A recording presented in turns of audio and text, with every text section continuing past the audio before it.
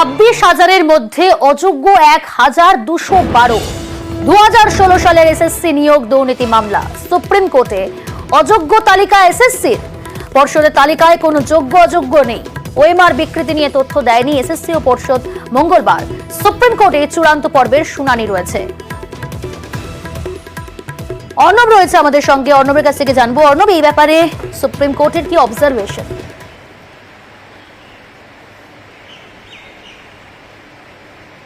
দেখো, সুপ্রিম কোর্টে মঙ্গলবার দিন প্রধান বিচারপতির বেঞ্চে এই মামলা শুনানি হবে। সেখানে সুপ্রিম কোর্ট শীর্ষ আদালত কি ভাবছে সেটা সামনে আসবে বা জানা যাবে।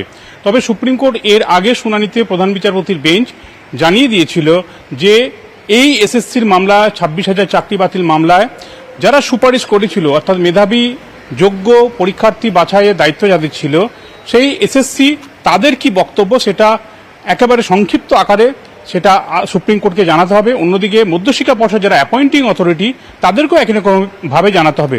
অন্যদিকে জানাতে হবে সিবিআই বা মামলাকারীদেরও। এক্ষেত্রে এসএসসি এবং একই সঙ্গে মধ্যশিক্ষা পর্ষদ তাদের অবস্থান স্পষ্ট হয়েছে। মধ্যশিক্ষা পর্ষদ জানিয়ে দিয়েছে এসএসসি যে সুপারিশ দিয়েছে সেই সুপারিশের ভিত্তিতেই তারা চাকরি দিয়েছে। যে সংখ্যার পার্থক্য দেখা গেছিল সেটা কয়েকটা পদ্ধতিগত ভুলের কারণে, এবং 25,844 চাকরি নিয়োগপত্র অ্যাপয়েন্টমেন্ট লেটার ইস্যু করেছে মধ্যশিক্ষা পর্ষদ। এর পুরোটাই বৈধ, কোথাও সেখানে অনিয়ম নেই। অন্যদিকে স্কুল সার্ভিস কমিশন তারা কিন্তু ইতিমধ্যেই সুপ্রিম কোর্টে অবস্থান স্পষ্ট করে জানিয়েছে 1212 অর্থাৎ 381টা গ্রুপ সি, 608 গ্রুপ ডি, 185টা নবম দশম এবং 38টা একাদশ দ্বাদশ শ্রেণীর চাকরির সুপারিশ এসএসসি করেনি, যে অ্যাপয়েন্টমেন্ট লেটার ইস্যু হয়ে গেছে এবং তারা এখনো চাকরি করছে। এই সংখ্যাটা তারা ভুল বলছে, অতিরিক্ত নিয়োগ বলছে, অর্থাৎ অযোগ্য বাছাই করলো স্কুল সার্ভিস কমিশন। অর্থাৎ 25,844 মধ্যশিক্ষা পর্ষদ বললো, তার থেকে 1212টা এই অযোগ্যদের বাদ দেওয়ার কথাও কিন্তু এসএসসি সুপ্রিম কোর্টে তুলে ধরছে। সুপ্রিম কোর্ট কিভাবে নেয় সেটাই এখন দেখার। তবে আইনজীবীদের একাংশ বলছে যে রঞ্জিত কুমার বাঘের অবসরপ্রাপ্ত বিচারপতি তার যে রিপোর্ট ছিল সেই রিপোর্টটাই 19-20 করে এসএসসি তালিকা জমা দিয়েছে এবং এই যে 1212 চাকরি বাতিল সেটা কার্যত র্যাঙ্ক জাম, আর প্যানেলের নাম না থেকেও চাকরি পেয়েছে সেই সংখ্যাটাই 4টে category, group D, group C, নবম দশম, অর্থাৎ মঙ্গলবার সুপ্রিম কোর্টের চূড়ান্ত শুনানি, সেদিকে অবশ্যই আমাদের নজর থাকবে। অনেক ধন্যবাদ অর্ণব। 100 বরাদ্দ শূন্য, সোশ্যাল মিডিয়ায় পোস্ট করে দাবি ডেরেক ওব্রায়েনের। সংসদের ভিতরে শিকার মোদী সরকারের বলেই দাবি। কেন্দ্রীয় বঞ্চনার অভিযোগে চড়া সুর তৃণমূল সাংসদের। এর আগেই অভিষেক বন্দ্যোপাধ্যায় সংসদে শ্বেতপত্র চেয়ে সরব হয়েছিলেন।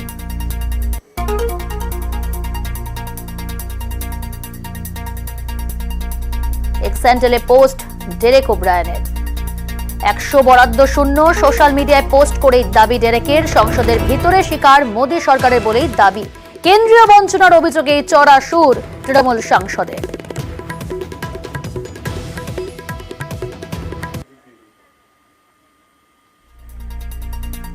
এর আগে অভিষেক বন্দ্যোপাধ্যায় সংসদে শ্বেতপত্র চেয়ে সরব হয়েছেন। मैं बस इतना कह रहा हूं कि 2021 में आपने बंगाल में हारने के बाद आपने मनरेगा के लिए बंगाल में कितना पैसा दिया, और आवास योजना में 2021-22, 22-23, 23-24 फाइनेंशियल वर्ष में आपने अगर साबित कर दिया व्हाइट पेपर रिलीज करके कि 10 पैसा दिया है, 10 पैसा। सर देखिए, मैं व्हाइट पेपर मांग रहा हूं, ये चिल्ला रहे। अरे भैया व्हाइट पेपर दे दो, व्हाइट पेपर दे दो, कहानी खत्म। इनके पास कागज नहीं है और पूरा देश से कागज मांग रहा है सीए का नाम पे। ये बीजेपी है। অভিযোগে বারবার সরব তৃণমূল কংগ্রেস।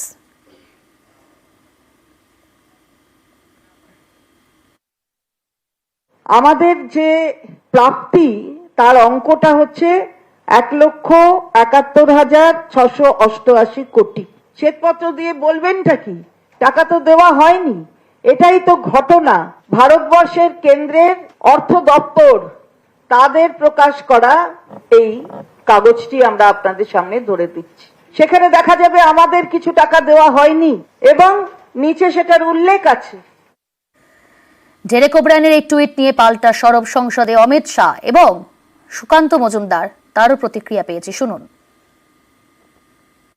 हमने 6,244 करोड़ रुपया 14 से 24 तक बंगाल के अप्रूव किए हैं और जिस प्रकार से इनके खर्च का हिसाब आता है इस हिसाब से रिलीज होते हैं। 4619 करोड़ रुपया हमने रीएम्बर्स कर दिया है, मगर वहां थोड़ा प्रॉब्लम है हिसाब भेजने में। अकाउंट देना पड़ता है तो सरकार है, कोई पॉलिटिकल पार्टी नहीं है ना। सरकार के कुछ रूल्स होते हैं, रेगुलेशन होते हैं, अकाउंटिंग सिस्टम होती है, एजी का ऑडिट होता है। हम किसी को नहीं मानेंगे तो थोड़ी तकलीफ आएगी, मगर धीरे धीरे आदत पड़ रही है, इंप्रूवमेंट आया है। इसीलिए 6244 में से 4619 करोड़ रुपया इनका रिलीज हो चुका है। আমাদের পশ্চিমবঙ্গের নেতাদের দাবি হচ্ছে ওনাদেরকে অন্য জায়গায় আনপ্ল্যান্ড ওয়েতে টাকা দিতে হবে, সেই টাকা তারা লুট করে খাবে, জ্যোতিপ্রিয় পল্লীকের মতো সাম্রাজ্য বানাবে, আনেসুর থেকে শুরু করে শাহজাহান এরা তৈরি হবে। সেটা হবে না। জনগণের টাকা জনগণের কাজে লাগবে, জনগণের রাস্তা হবে, জনগণের রেল লাইন হবে। একটা জায়গায় আটকে আছে বিষয়টি যে আপনারা ইউটিলাইজেশন সার্টিফিকেট দিন, কেন্দ্র সরকার যে যে ব্যবস্থা নিতে বলেছে সেই ব্যবস্থা নিন, ব্যবস্থা নিলে 100 টাকা কাজ শুরু হয়ে যাবে। ব্যবস্থা নিচ্ছেন না বলে হচ্ছে না। আমার রাজনৈতিক জীবনে কোনদিন আধিকারিকের কাছে ক্ষমা চাই না এবং আমার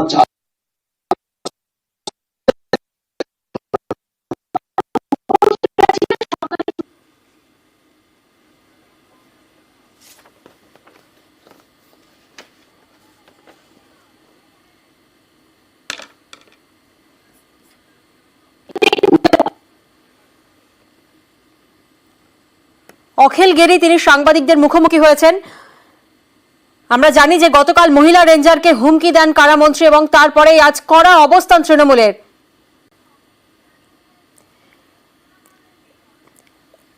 এবং অখিল গিরি তিনি সাংবাদিকদের মুখোমুখি এসে জানিয়ে দিলেন পদত্যাগ করছেন অখিল গিরি। আজই আমরা দেখিয়ে যাচ্ছি যে খবর, কড়া অবস্থান তৃণমূলের। অখিল গিরিকে ফোন করেন সুব্রত বক্সী। এটার সাথে মুখ্যমন্ত্রীর নির্দেশ যে উচ্ছেদ, এটা সরকারি জায়গা খালি করে দেওয়া, এটা সঙ্গে এটার কোনো সম্পর্ক কিন্তু পারমিশন না থাকলে তো যে জায়গাতেই দোকান বসুক না কেন সেটা তো বেআইনি হয় বা বেআইনি পরিস্থিতি অনুযায়ী কিছুটা কনসিডার করা উচিত ছিল ফরেস্ট ডিপার্টমেন্টকে। 22টা ফ্যামিলি, আমি বলেছিলাম যে আপনারা তো এসি ঘরে বসে থাকেন, ওখানে চালান, অফিস চালান। এখানে লোকেরা অসহায়, যারা জীবন পাত করে সমুদ্রে যখন বাঁধ তৈরি হয়নি, যারা জীবন পাত করে ওখানে বসবাস করে, তাদের ব্যাপারটা ভেবে থাকা দরকার। এটা মানবিকতা একটা থাকা দরকার। মুখ্যমন্ত্রী তো মানবিক হতে বলেছেন, বিবেকবান হতে বলেছেন। তিনি তো নিজে বলেছেন যে আপনারা বিত্তবান না বিবেকবান চাই। তো বিবেক কোথায়? ফরেস্ট ডিপার্টমেন্টের বিবেক কোথায় গেল? ডিএফওর মানবিকতা কোথায় গেল? 22টা দোকান আজকে তারা কাঁদছে, রাত্রিবেলা করাত দিয়ে বাস কেটে দিয়েছে। যে কোনো পরিস্থিতির মোকাবিলা করতে আমি প্রস্তুত। এই করাত কি বনেও চলছে, জঙ্গলেও চলছে? জঙ্গলেও কি, জঙ্গলে কাটার জন্য বন দপ্তর কি এই দুর্নীতিতে শামিল রয়েছে? আপনার কাছে এমন তথ্য রয়েছে? আমাদের দোকান করাত দিয়ে কেটে দিয়েছে বন দপ্তরের কর্মী। বলছি দুর্নীতি, আপনি বলছেন কাঠ কেনা বেচা হচ্ছে, দুর্নীতি হচ্ছে, দুর্নীতি প্রসঙ্গ পরে বলে বলেছে। আপনার দুর্নীতি এই তথ্য কি আমার কাছে আছে, তখন আমি দেখিয়ে দেবো, যখন পরে দরকার পড়বে আমি সেটা দেখাবো। দুর্নীতি তো একটা হয়েছে, অর্থনৈতিক দুর্নীতি তো গ্রামের মানুষরা বলেছে, সেটা আমার মুখ থেকে শোনা কোনো দরকার নেই। এই যে পরিস্থিতিটা হলো, এর পেছনে কি মনে করেন অন্য কোনো রাজনৈতিক কারো চক্রান্ত বা উদ্দেশ্য? যার জন্য আমি ওটা মনে করি না কোনো চক্রান্ত উদ্দেশ্য, অন্য কোনো রাজনৈতিক উদ্দেশ্যে অন্য কেউ করলে মুখ্যমন্ত্রীকে মুখ্যমন্ত্রী তাদের কথা শুনলে আমি এটা বিশ্বাস করি না। নাকি দিয়ে কি মুখ্যমন্ত্রী শিক্ষা দিতে দিয়েছেন যে যেসব আরো বিধায়ক রয়েছে বা মন্ত্রী রয়েছে তারা যদি এই ধরনের কোনো কাজকর্ম করে থাকে তারা কি সেটা মুখ্যমন্ত্রী বুঝবে? আমি তাকে শিক্ষা দেবে না দেবে সেটা মুখ্যমন্ত্রী ব্যাপার, সেটা আমি কেন? 21শে জুলাই থেকে মঞ্চের থেকে মুখ্যমন্ত্রী বলেছিলেন যে দলের আরো শৃঙ্খলাবদ্ধ হতে হবে, মহিলাদেরকে সম্মান করতে হবে। যে ক্ষেত্রে এখন দেখা যাচ্ছে গতকালের পরিস্থিতির পরে আপনার হওয়া বা আপনাকে মন্ত্রিসভা থেকে পদত্যাগ করতে দেওয়া, এই বিষয়টাকে নিয়ে মুখ্যমন্ত্রী কি নতুন করে একটা বার্তা দিতে চাইলেন মনে হয়? তাও আপনার মুখ্যমন্ত্রীর দীর্ঘদিনের প্রথম অবিভক্ত মেদিনীপুরের সম্মুখীন। আমি সেটা জানি না, মুখ্যমন্ত্রী হয়তো ব্যথা পেয়েছেন, সরকারি আধিকারিককে আমি কথা বলেছি, হয়তো ব্যথা পেয়েছেন, সেই জন্য তিনি সিদ্ধান্ত নিয়েছি। আপনি আমাদের মাধ্যম দিয়ে দলের কাছে কোনো আবেদন করবেন বা কাউকে কিছু বার্তা দিতে চান? না না, আমি কারো কাছে আবেদনও করবো না।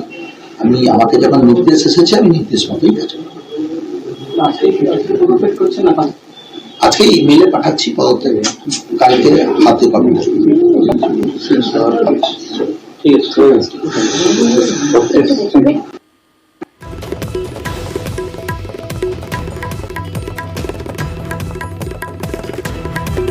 পদত্যাগ করতে চলেছেন অখিল গিরি। মহিলা রেঞ্জারকে হুমকির ঘটনায় কড়া অবস্থান তৃণমূলের, যে খবরের দিকে আমরা নজর রেখেছিলাম, এবং সাংবাদিকদের মুখোমুখি হয়ে জানালেন অখিল গিরি পদত্যাগ করতে চলেছেন অখিল গিরি।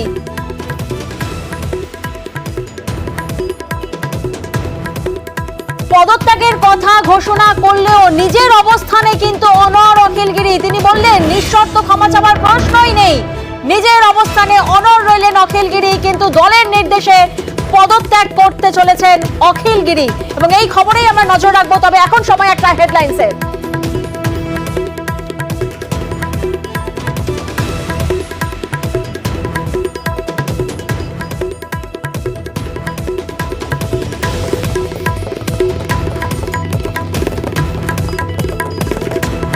অখিল গিরি তিনি বলছেন পদত্যাগ করতে চলেছেন অখিল গিরি। সাংবাদিকদের কিছুক্ষণ আগেই সাংবাদিকদের মুখোমুখি হয়ে ঘোষণা করেন অখিল গিরি পদত্যাগ করতে চলেছেন। তবে নিজের অবস্থানেই অনড় রইলেন অখিল গিরি। নিঃশর্ত ক্ষমা চাওয়ার যে নির্দেশ এসেছিল, কিন্তু তিনি বলেছেন কোনোভাবেই নিঃশর্ত ক্ষমা নয়, নিজের অবস্থানেই অনড়, কিন্তু দলের নির্দেশে পদত্যাগ করতে চলেছেন অখিল গিরি।